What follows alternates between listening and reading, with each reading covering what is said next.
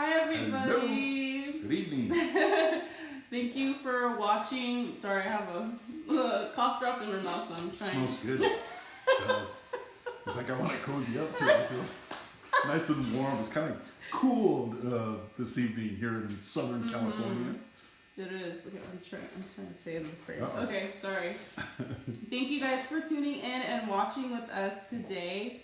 If this is your first time, watching this is our Ask a Tech live series where we answer questions about your heating and air conditioning system to help you stay informed about your system since it's not something you usually think about. My name is Anna, and I've been working here at Castillo Heating and Air for a little over 5 years now, mostly in the office. And I'm Art. I'm the guy that started this whole mess. 31 years. 31 years. Going on 32 years of it. Wow. Yeah. That's crazy. Anyway. And over 40 years of experience in heating and air conditioning. 42 to be exact. So he's the tech we ask with all these questions. Yes. So. And hopefully I'll remember the answers because I'm getting so old. Yeah. And with this series, we do like to answer all of your questions. So if at any time you're watching this, you think of something that you would like to know about, go ahead and type it in the comments. You can send us a message. Any way you want to get in contact with us to let us know what you want to hear. We want to know because we want to make sure we're answering your questions. So Exactly. Today our topic is, you see right there. What are air purifiers? So this one, I'm actually kind of excited for this episode because I don't really know that much about air purifiers really at all. And so far the topics before I did kind of know a little bit. So I'm looking forward to learning about this stuff. Good. So I guess if you want to just start with that, like what are they? Well, I would say air purifiers would be anything that does more than what your standard air filter would do in your heating or central heating and air conditioning system. And that can consist of either the dense fiber type of filter medias, like your HEPA filters, something that traps more dirt and smaller particles in order to keep your air cleaner inside your environment. Or it can be something that's electronic or electrostatic, something that'll pick up small particles again by that uses a little bit different process, if you understand static electricity, as air goes through these the fibers on these things, they'll charge it positive and negative, and they'll collect them. Anyway, that's another way. To like antibacterial type of lights, like UV lights that you can put in your systems as well. Or some of the old school stuff, I call it old school because it's not as popular anymore, is electronic air cleaners. That's what we used to call them, electronic air cleaners. They're not used as much because they produce ozone. And ozone is not something that you want inside your home. Ozone is like, I don't know if any of you are old enough to remember the 70s in Southern California where we used to have smog alerts and stuff like that because of high concentrations of ozone, ozone's not good for you. Now manufacturers have developed whole house filtering systems, air purifiers, if you will, that serve the purpose without adding a lot of ozone or dangerous amounts of ozone to the airstream. I know Trane makes one. Lennox makes their own, and so does Carrier. Most of the major manufacturers of heating and air conditioning equipment make their own version of this type of thing. And we live in times where a lot of people, now that I'm older, I have allergies. So a lot of people are sensitive to allergens in the airstream, or just people are more allergic to different things. And these air purifiers, whichever ones you want to use, alleviate those systems so you're nice and comfortable in your home, and especially at night, so you can get a good night's sleep and that type of thing. So that's basically what they are, and we can maybe discuss a little bit of how each one of them works. Yeah. Let's talk about the different types that are out there. Yeah. basically how they work, what they what the benefits are for having them in your home. Yeah. Well, we can start. Yeah. This because We get notes. We have the fibrous media air filters.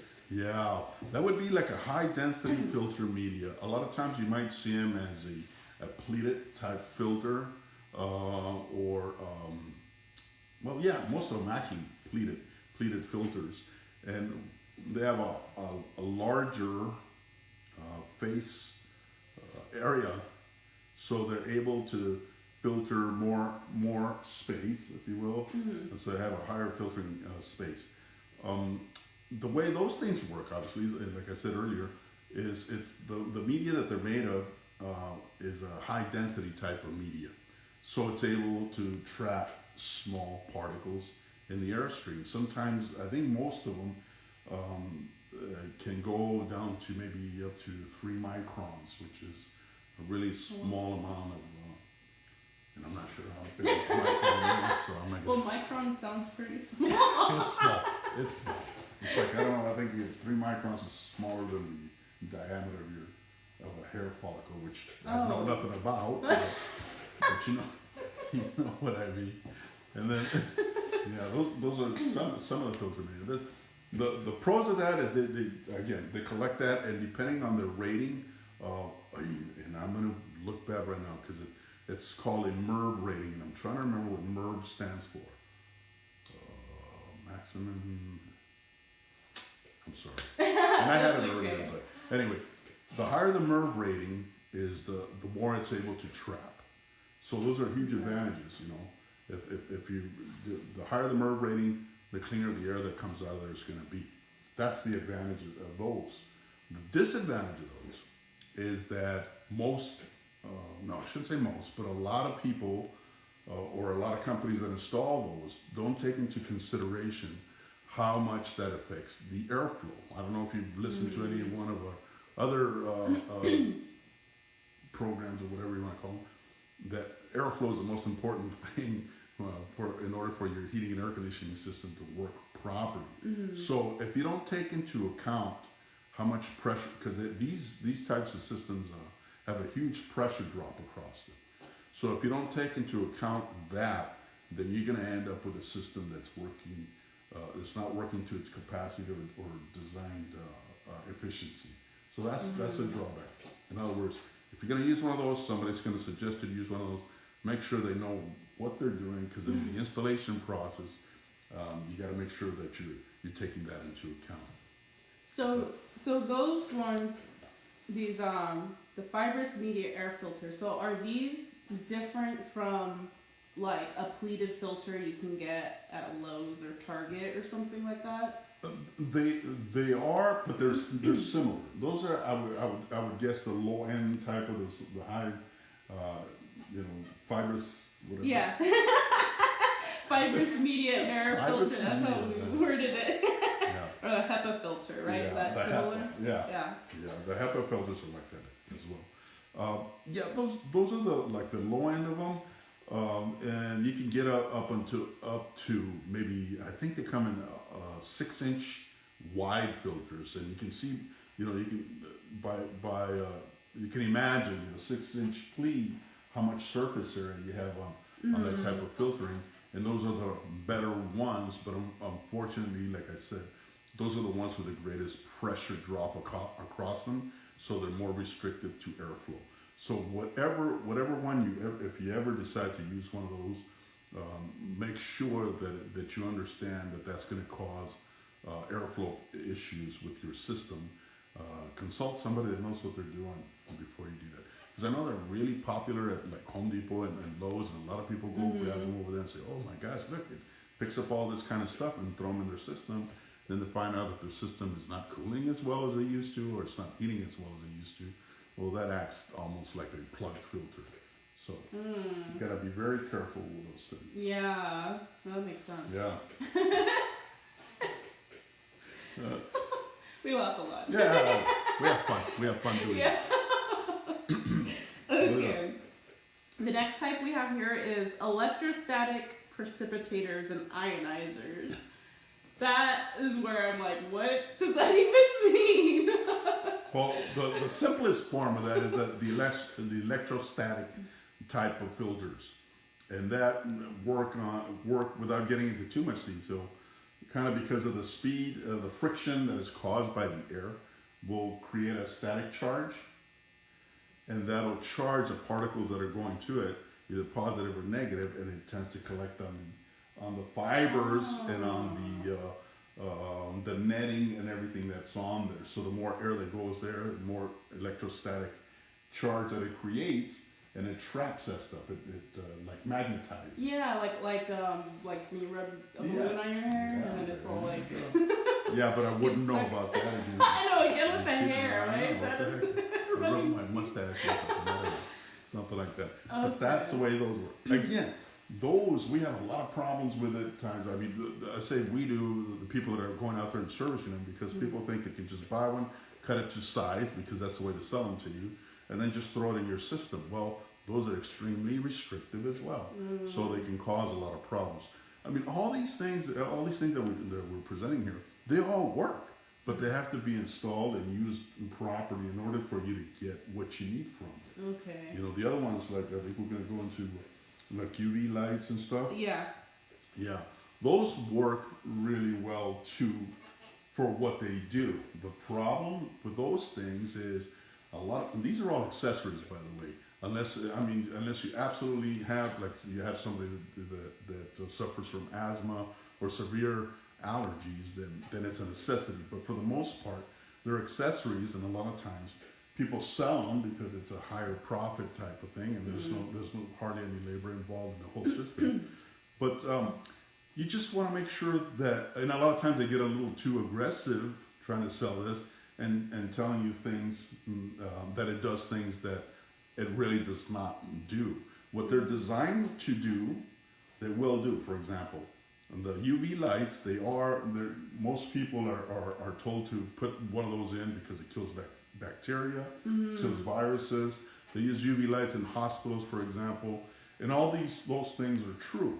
But if they're telling you that that's what it's going to do to your air, that's not necessarily true, because the UV lights or anything that works similarly like that will disinfect and kill bacteria and viruses on the surface that it's touching or illuminating, however you want to look at it. And air passes too fast through that area. I mean, you know, most systems are the speed they're traveling, especially coming right out of your furnace or your air conditioning unit. It's at least 800 feet per minute. That's high velocity. So that's, for the most part, that's too fast for the UV lights to do anything to the air. It doesn't mean that they don't work in disinfecting anything that they're lighting up. So they're really good to keep your coil, your evaporator coil. I think we talked about that before, because your evaporator coil is picking up moisture. So chances of mold and bacteria, and to some extent maybe even viruses, can collect there. Well, this stuff, the UV lights, as it's illuminating that part, it'll kill anything that illuminates them, but just not the air. So if you're being sold on it because they're telling you it's going to clean the air, it doesn't. It kills anything on the surface, anything that it's illuminating. They work. Yeah, very specifically. That's interesting, because I always heard of UV lights. Like, hi, Kim. Yeah. Yeah, hi, Kim. Thanks for coming on here. And you're our favorite Kim Pasco. Hi, comadre Ana Maria Simpson. Yeah, with the UV lights, it's funny because, like, I've heard of them being used as air purifiers, and knowing that they're not really killing bacteria in your air, but they still have a benefit. They do have a being able huge to benefit, yeah. keep your coil more sanitary. Yeah. To avoid all the stuff we talked about last time about the coil cleaning stuff and getting clogged and all that. Exactly. Those things, they're very good at that. And again, for people that are ultra sensitive to those kind of things, obviously, that's very beneficial to you.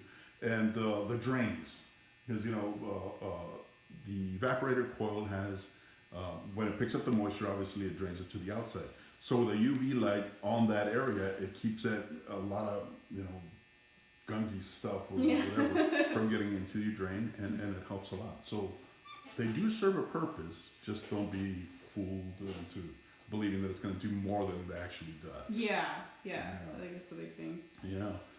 The next one we have on here is portable air filters. Yeah.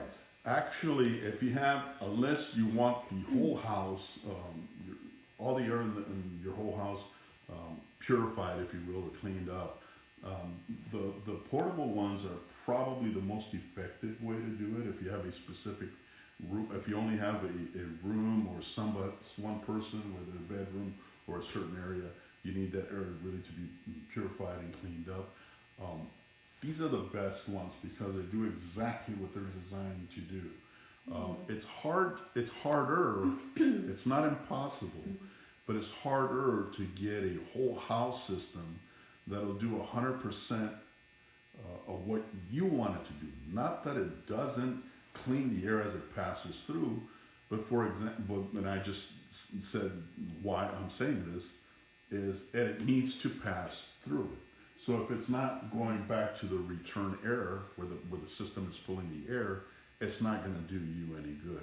Closed out rooms where you're not getting enough return air coming back, it's not doing anything to those over there. So whatever it pulls in, it's able to clean and it does a good job of it. But whatever it doesn't pull, it's not going to clean. Yeah. That's why these portable ones will stay in a specific space and will clean that whole space. So those are the best. If that's what you're trying to do, those are the best things to use. So where would you get a portable one? I've never even heard of those until right now. It's like, oh wow. There are a lot of different brands out there. I would probably, if that's something that's going to meet your needs, I would go into Consumer Reports and find out which one of those are the ones that perform the best, because there's, there are so many out there that you can probably heard of.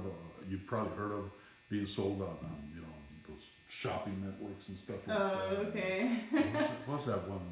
I can't remember what I mean, marketing is really, really good and people are buying it, but they're not always the best quality. So go to a reputable third party,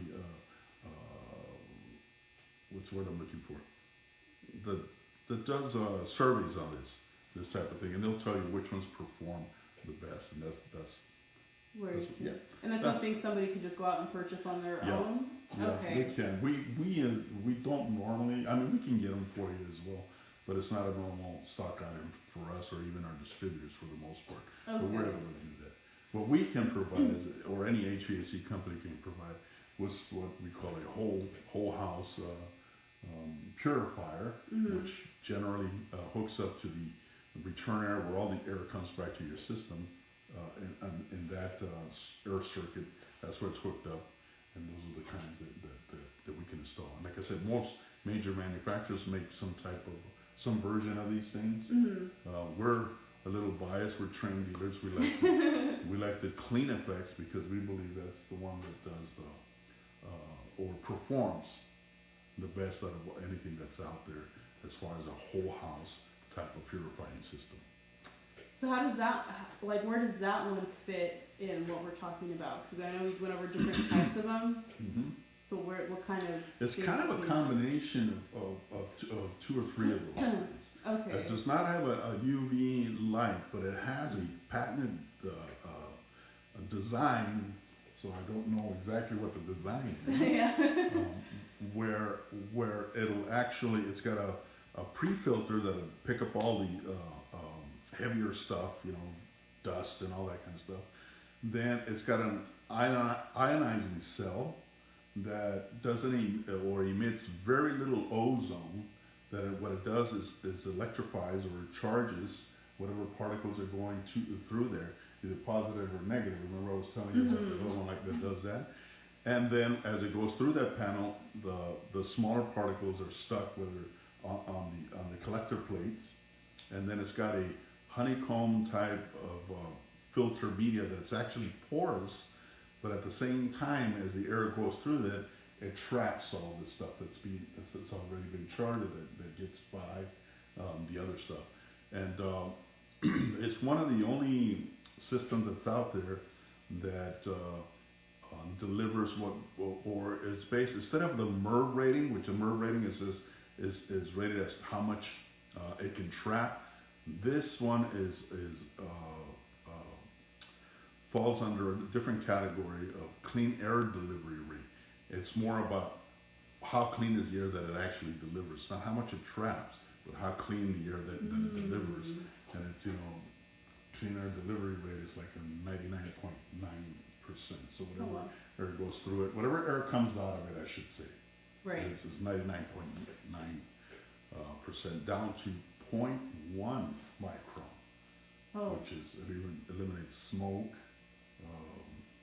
viruses, and that type of thing. Again, other manufacturers have something that's similar, but we feel that the Clean Effects is a better thing. Yeah. We thought we weren't going to do this. Yeah, we endorse anything, but but it's on the topic. Well, honestly, for me, I wondered that. Like I know about the Clean Effects, but never knew how it worked. Like I said, all this air purifying stuff, I never really knew that much about. Yeah, I was just about to, airflow then. How does that affect airflow? Because I know that's a big thing, like we were talking about with these filters, is like, you're basically putting another obstacle for the air to go through, so. And again, that's why I like the Clean Effects, because it takes that into consideration, and it's the pressure drop across that filtering system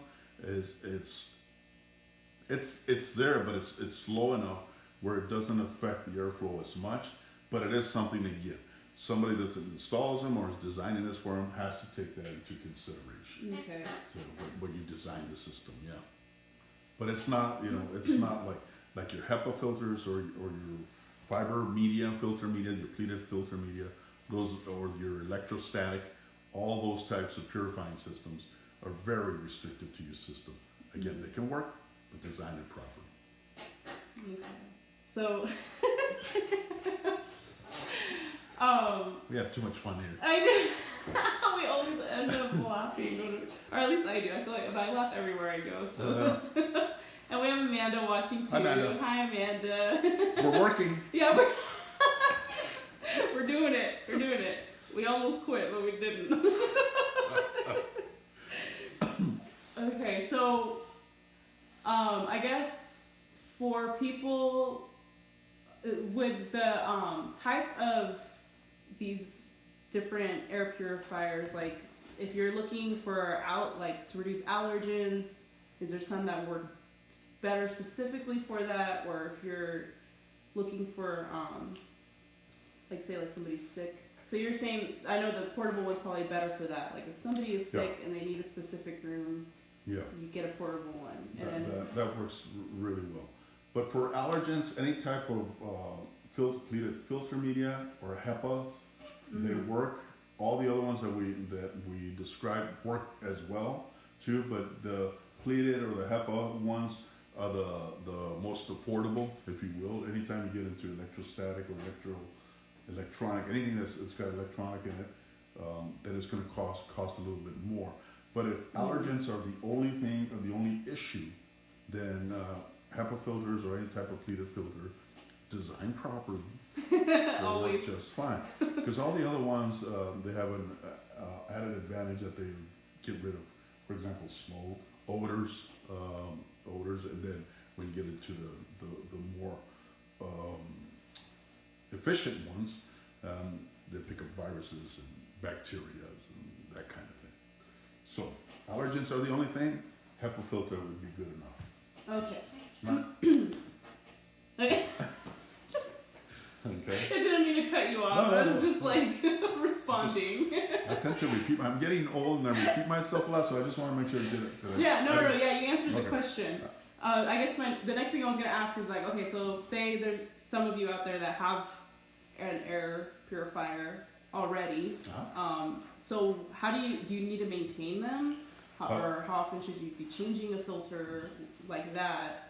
Certain ones, anytime pleated filter media or HEPA filters, they should be changed periodically. That depends on the area that you live. If you're maintaining your unit, or you have some kind of contract with somebody that's maintaining your unit, that they should be able to be. Those have to be replaced every so often. Okay. Electrostatic ones, they're usually washable. You pull them on and wash them out. Again, part of the maintenance program. That should be in part of your maintenance program. UV lights or anything that kills bacteria by lighting on it or whatever. Those, depending on what manufacturer you're using, we use air scrubber. Again, Yeah, just you what want we to put a plug in there. But the light itself will last you, some manufacturers 1 year, air scrubber will last you 3 years. So every 3 years you will have to replace that bulb so it'll be effective, that UV bulb. The Clean Effects type of systems, I don't know anything about what Carrier makes or what the procedure is to clean those or do whatever those, or the Lennox, but the Clean Effects from Train, everything is washable. Just take it out, wash it out on your regular maintenance call, and put it back in. And that's it. So it never really wears out. Oh, I It's didn't not, know yeah. that. I like just assumed it was one of those things where you have to take it out, throw it away, buy a new, because that's how a lot of other ones, like, usually that's how they work, right? Your common filters are like that. Like anything that's a pleated filter, HEPA filters, yeah, that's exactly what you do.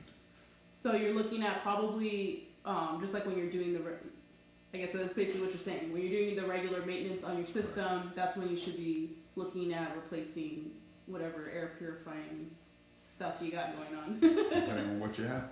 Yeah, either take it out and wash it out, or replace that bulb if it's a UV light, or replace the media. And some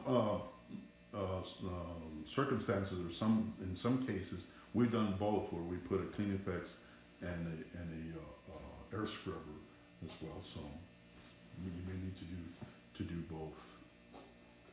All right, we're pretty much at the end of our time. Wow, that was fast. I know. I feel like every time we get started, we're kind of like, are we gonna film this or? I know. Hi, Lindsay. And Lindsay, that's Lindsay from high school, Lindsay. Oh, really? Yeah. Hey, Lindsay, thanks for watching. Yeah, really. I know. Like, I saw her last time. She said that you are very knowledgeable about getting an air conditioner. I said, yeah, he's like an encyclopedia. Well, 42 years, I'm bound to pick up something. Yeah, hopefully. To be honest with you, sometimes that's why I get stuck sometimes. It seems like I've forgotten more than I know now, because there's a lot. And it's an industry that keeps changing. It keeps getting better. So, yeah, you got to stay on top of it. Yeah, like all the technologies and everything changes so fast, and we're not immune to all that advancement. Yeah. So thank you, Lindsay, for that. I'll take it as a compliment. Thank you. Yeah. I mean, that's a nice way of saying, God, you're old. Thank you. She's like, yeah, pretty much. And thank you, Amanda, for that reminder. We do have right now a special for our annual maintenance plan for $140, which is discounted from our normal pricing. So if you are locally in the area, you're looking for having regular maintenance being performed on your system, you can contact us. We can get you more information on that too. I thought we were going to do any plugs. Yeah, we try not to, but I couldn't ignore your comment. Yes, boss. Yes, boss. The comment there made me feel like we were supposed to. Oh, Lindsay said, I'm always learning from y'all. Oh, good. Yeah, I know. I haven't seen you in a while. Maybe someday we'll be back on the roller derby track again together. But yeah, that's pretty much it. If you're catching the replay and we're already off this and you have questions or any comments or anything at all that you want to share with us, feel free to leave a comment in here again, or you can message us, contact us however you want. We do have these uploaded on YouTube as well if you ever struggle with finding it on Facebook Live. All of our episodes are getting uploaded to YouTube as well. You can comment there and share it from there. Share it out to anybody who you think could benefit from hearing this. Yes. Because that's what we're all about here, is sharing all the information, getting it out there to everybody who could possibly use it. Yes. We want you guys to be educated, informed. Yeah. And the questions don't necessarily have to be about the topic. Anything that has to do with heating and air conditioning, we'd be happy to help you with. Yes, exactly. So if you're watching this and Hi, Hugo. and Darlene, hey Darlene. Oh, I see Darlene. Of course, sorry. everybody's coming on. Coming on right when we're about to sign off. But yeah, any questions you have about your heating and air conditioning, anything, doesn't have to be about the topic we have prepared when we come on here. We're happy to answer. If we don't have time to answer while we're on here, we'll get your answer to you on the next episode. Yes, definitely. Which will be next Thursday, 6:30 p.m. Pacific time on our Facebook page. Yes. So I hope you guys all have a good night. You stay warm and comfortable, and we'll see you next week. See you next week.